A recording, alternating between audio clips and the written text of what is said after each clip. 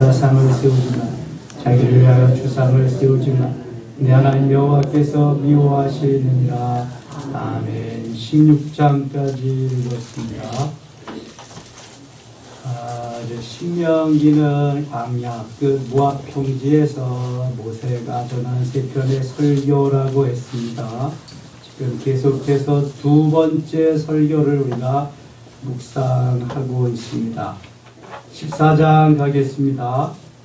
14장 2절 보면 너는 내 하나님 여호와의 성민이라. 성민은 거룩한 백성이라고 하는 말이죠. 하나님이 특별히 골라 세운 백성이다. 거룩할 성자, 백성자, 거룩한 백성. 세상 사람들과 다르다고 하는 것입니다. 여호와께서 세상 만민 중에서 너를 택하여 자기 기업의 백성으로 삼으셨느니라. 하나님이 택한 하나님의 백성들, 너는 거룩한 백성이다. 그것을 주지시키면서 세상 사람들과 같이 살면 안 된다고 하는 것입니다. 그래서 하나님의 자녀답게 하나님의 백성답게 살라고 하는 하나님의 가르침이시지요. 21절도 보면 너는 너의 하나님 여호와의 성민이라. 마치 레위기에서 보던 것과 같은 말씀들이 쭉 나오고 있습니다. 22절 너는 마땅히 매년 토지 소산의 11조를 드릴 것이며 내 하나님 여호와 곧 여호와께서 그의 이름을 두시려고 택하신 곳에서 네 곡식과 포도주와 기름의 11조를 먹으며 또 네 소와 양의 처음 난 것을 먹고 네 하나님 여호와 경외하기를 항상 배울 것이니라. 광야에서는 소득이 없어서 드릴 것이 없었지만 이제 가나안에 들어가면 농사를 짓고 소득이 있지요. 그 소득 중에서 11조를 드리라고 하는 것입니다. 하나님의 말씀대로 순종하면 너희들이 복되고 잘 살리라 하는 말씀이죠. 27절 보겠습니다. 네 성읍에 거주하는 레위인은 너희 중에 분깃이나 기업이 없는 자니 또한 저버리지 말지니라. 각 성읍, 각 지파의 성읍을 레위인들을 위해서 좀 배려를 해 주었습니다. 그래서 거기서 거처를 마련하고 살되 레위인은 분깃이 없으니까 백성들이 드린 11조를 가지고 그들의 삶을 영위하게 되었습니다. 그 레위인들 저버리지 말아라. 그러면서 28절에 내 3년 끝에 그의 소산의 10분의 1을 다 내어 내 성읍에 저축하여 너희 중에 분깃이나 기업이 없는 레위인과 내 성 중에 거류하는 객과 고아와 과부들이 와서 먹고 배부르게 하라. 그리하면 네 하나님 여호와께서 내 손으로 하는 범사에 내게 복을 주시리라. 힘 없는 이들, 소득이 없는 그러한 이들을 잘 좀 보살피라는 말씀이지요. 15장 4절부터 6절까지 같이 읽겠습니다.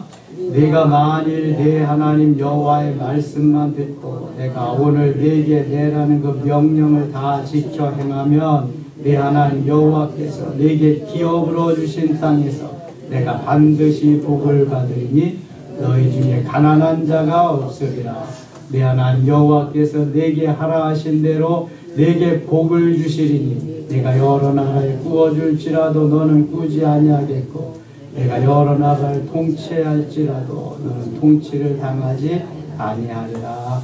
아멘. 같이 28장 말씀과 같이 하나님 말씀대로 따라 순종하면 내가 잘되리라, 복되리라, 형통하리라, 구워줄지라도 꾸지 아니하리라. 그러한 말씀입니다. 얼마나 이 말씀을 듣고 순종하느냐에 따라서 결과는 달라지는 것입니다. 계속 신명기에서 말씀하는 것이 순종하면 축복이요 불순종하면 저주라고 하는 것을 하나님이 계속해서 말씀하십니다. 15장 10절 보겠습니다. 너는 반드시 그에게 줄 것이요 줄 때에는 아끼는 마음을 품지 말 것이니라. 이로 말미암아 네 하나님 여호와께서 내가 하는 모든 일과 네 손이 닿는 모든 일에 네게 복을 주시리라. 밭에는 언제든지 가난한 자가 그치지 아니하겠으므로 내가 네게 명령하여 이르노니 너는 반드시 네 땅 안에 네 형제 중 곤란한 자와 궁핍한 자에게 네 손을 펼지니라. 하나님이 우리에게 맡겨주신 모든 재물들, 모든 물질들, 우리는 청지기입니다. 우리는 관리자입니다. 그래서 결코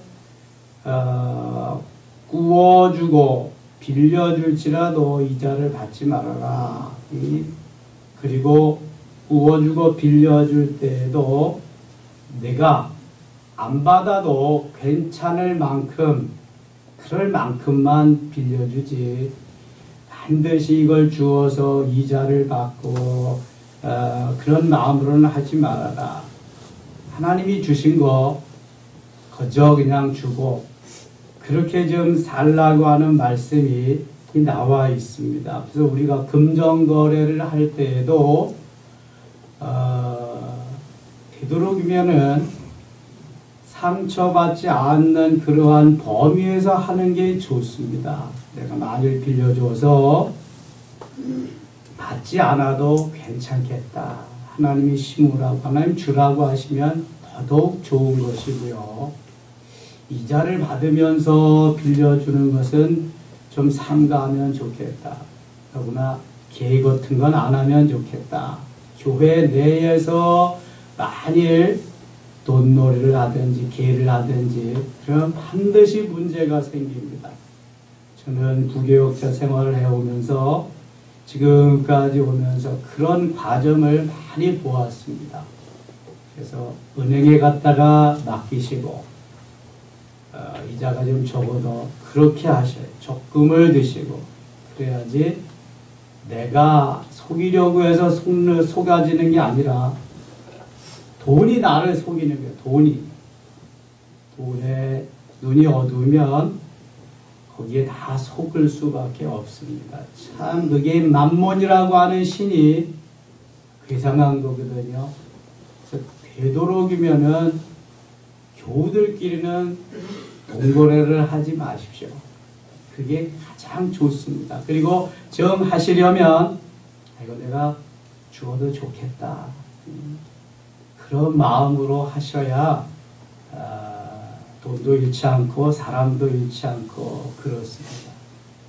교회 내 같은 식구끼리 주식 투자나 개나 그러면 절대로 하지 마십시오. 그래야 나중에 후회하지 않습니다.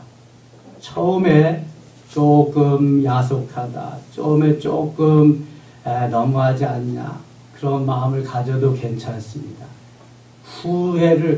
후의를 위해서 처음에 조금 기분 나갔다가 나중에 아예 끊어지는 그런 결과를 가져오는 것보다는 훨씬 더 낫습니다. 자, 금전거래 교회 내에서 거저주면 가장 좋습니다. 내가 주어도 아깝지 않을 정도로 그 정도까지만 하시라는 거예요. 그렇지 않으면 반드시 상처를 입고요. 문제가 생깁니다. 주님도 여기서 좀 거저줘라. 그렇게 말씀하시잖아요. 언제든지 가난한 자, 어려운 자들을 위해서 그렇게 해라. 록펠러는 늘 자기의 주머니에 여러 개의 봉투를 가지고 다니면서 어려운 이들, 힘든 이들을 몰래 이렇게 곁에다 주머니에다 찔러주곤 하였다 합니다. 그러니까 늘 그에게 그러한 배려하는 마음들이 있었다고 하는 거지요. 15장 15절 가겠습니다. 너는 애굽 땅에서 종되었던 것과 내 하나님 여호와께서 너를 속량하셨음을 기억하라. 그것으로 말미암아 내가 오늘 이같이 내게 명령하노라. 종이 만일 너와 네 집을 사랑함으로 너와 동거하기를 좋게 여겨 내게 향하여 내가 주인을 떠나지 아니하겠노라 하거든 쏜 곳을 가져다가 그의 귀를 문에 대고 뚫으라. 그리하면 그가 영구히 네 종이 되리라. 네 여종에게도 그같이 할지니라. 그러니까 주인이 좋아서 나는 주인님과 영원히 살겠습니다 하면 귀를 뚫어서 그렇게 하라는 거죠. 그럼 영원히 종이 되리라. 이 귀걸이가요 바로 거기에서 유래되었답니다. 여성들이 하는 귀 뚫고 하는 귀걸이들이 그런 줄 아시고 하시면 됩니다. 멋있는 그러한 뜻이지만 16장에 가겠습니다. 아비벌을 지켜 네 하나님 여호와께 유월절을 행하라. 이는 아비벌 네 하나님 여호와께서 밤에 너를 애굽에서 인도하여 내셨습니다. 유월절은 애굽에서 출애굽할 때 맨 마지막 재앙에 대한 것을 지키는 절기지요. 나다들과 나새끼가 죽는 그러한 상황 속에서도 하나님이 이스라엘을 지키셨다. 어린 양을 잡아서 피를 문설주와 임방에 발라서 천사들이 뛰어넘었다. 그것을 기념하면서 지키는 절기가 유월절입니다. 우리나라의 해방절, 광복절과 같은 절기입니다. 2절 여호와께서 자기의 이름을 두시려고 택하신 곳에서 소와 양으로 내 하나님 여호와께 유월절 제사를 드리되 3절 같이 읽을게요. 유교병을 그것과 함께 먹지 말고 이래 동안은 무교병 곧 고난의 떡을 그것과 함께 먹으라. 이는 내가 애굽 땅에서 급히 나왔음이니 이같이 행하여 내 평생에 항상 내가 애굽 땅에서 나온 날을 기억할 것이니라. 아멘. 하나님의 은혜로 출애굽했으니까 그날을 잊지 말라는 것입니다. 유교병이라고 하는 것은 누룩을 넣은 떡이에요. 이스트를 넣은 떡이지요. 이스트, 누룩을 넣어야 부풀고 떡이 맛있어요. 빵이. 그렇잖아요. 그런데 누룩을 넣지 않고 이스트를 넣지 않으면은 떡이, 빵이 맛이 없습니다. 그러니까 그때를 기억해서 너희들이 고난의 떡을 좀 생각하면서 먹으라는 거예요. 일주일 동안이나 무교병을 먹으면서 무교절을 지키라는 거예요. 유월절 전 한 주간이 무교절이에요. 무교병, 이스트, 누룩 넣지 않은 떡을 먹으면서 지키는 절기죠.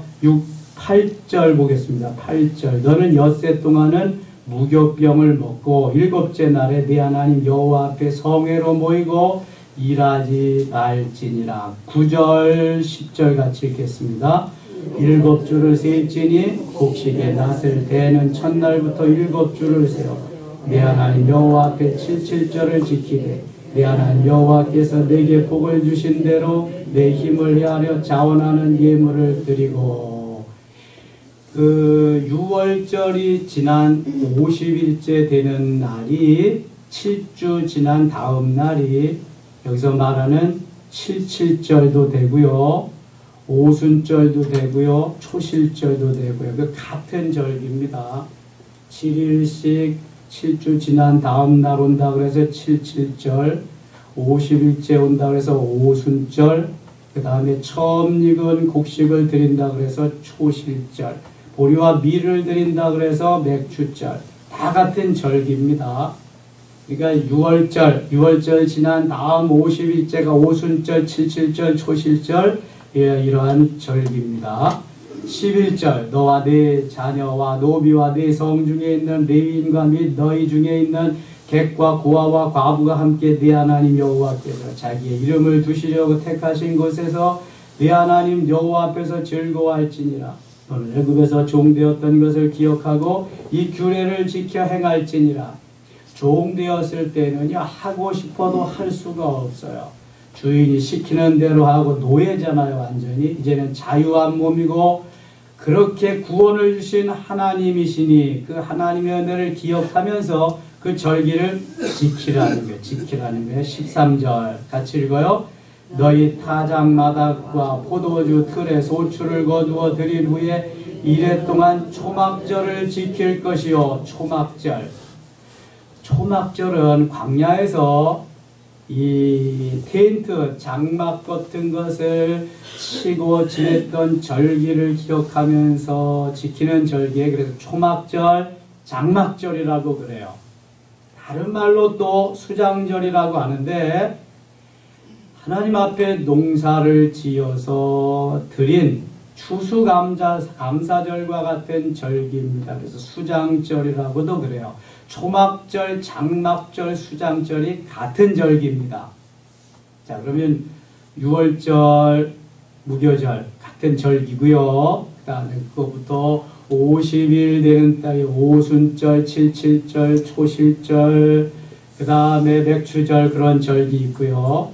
광야에서 장막 치던 그러한 시절, 초막절, 장막절, 수장절, 우리 왜 추수감사절과 같은 절기예요.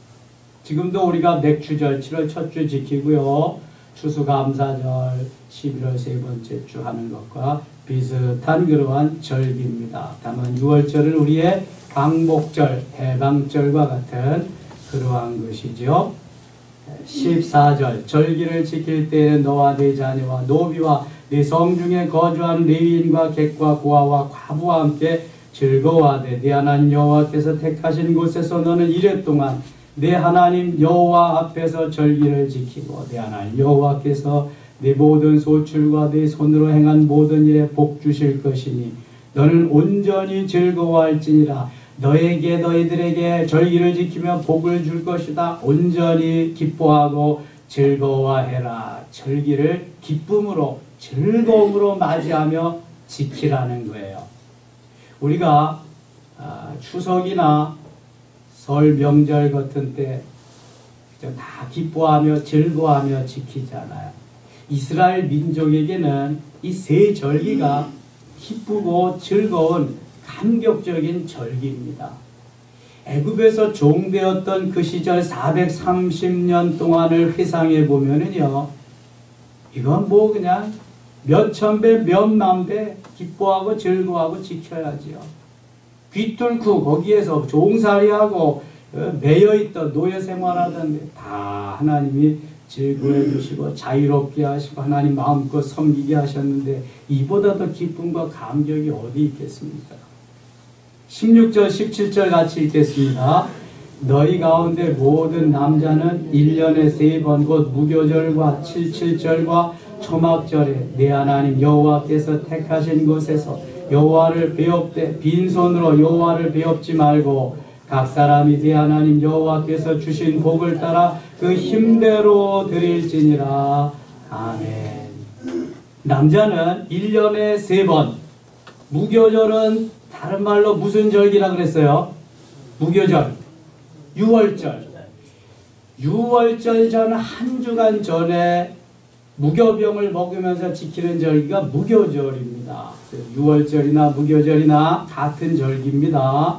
그 다음에 칠칠절은 오순절, 또 초실절, 맥추절과 같은 절기입니다. 칠칠절. 그 다음에 초막절은 장막절, 수장절과 같은 절기입니다. 자, 그러니까 무교절, 칠칠절, 초막절 이 세 절기는 내 하나님 여호와께서 택하신 곳에서 여호와를 배웁되 빈손으로 여호와를 배웁지 말고 이 절기 때는 빈손으로 나오면 안 된다는 거예요.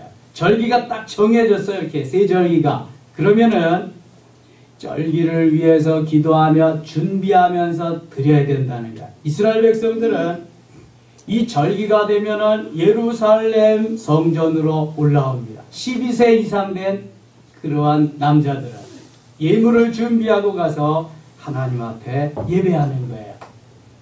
예수님이 육신적으로 아버지 어머니하고 와서 찾아도 없어요. 어디에 가 있었어요? 성전에 가 있었어요. 내가 왜 여기 왔느냐? 내가 아버지 집에 와 있는데 뭘 어디서 찾습니까?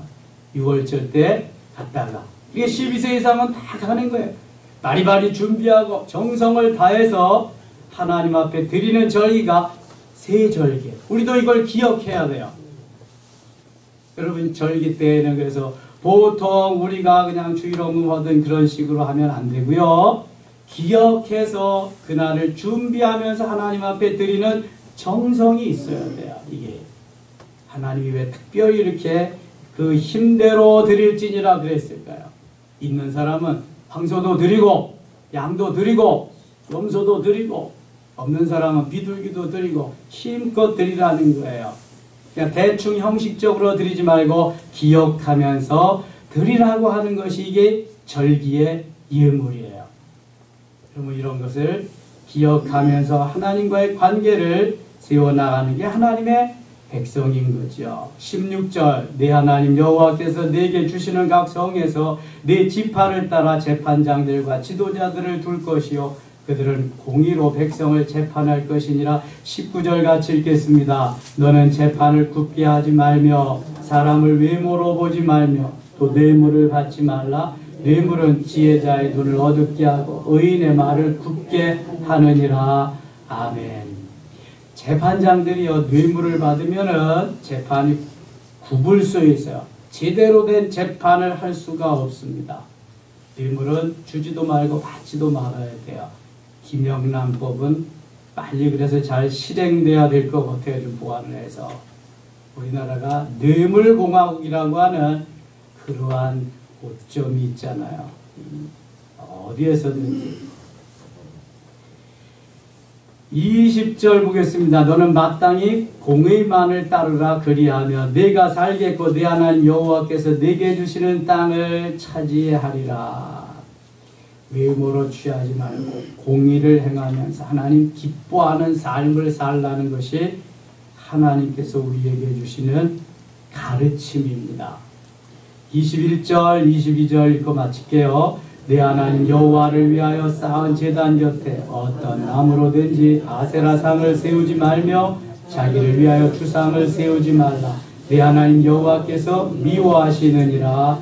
아멘. 21절 22절은 우상을 만들지 말고 섬기지 말라는 거예요. 가장 미워하는 것이 하나님께서 이 우상을 만들고 섬기는 것입니다. 하나님보다 더 사랑하는 것이 뭐예요? 우상입니다. 그것을 늘 제거하고 하나님만을 사랑하면서 살아갈 수 있는 우리가 되기 위해서 오늘도 기도해야 함을 하나님이 가르쳐 주시는 것입니다. 기도하겠습니다. 하나님 아버지 고맙습니다. 또 하루 주시고요. 우리에게 말씀으로 깨우쳐 주심에 감사합니다. 하나님 말씀들을 순종하며 오늘도 가는 곳마다 하는 일마다 하나님 일일이 간섭하시고 도우시고 은혜로 역사하여 주시옵소서. 예수님의 이름으로 기도드리옵나이다.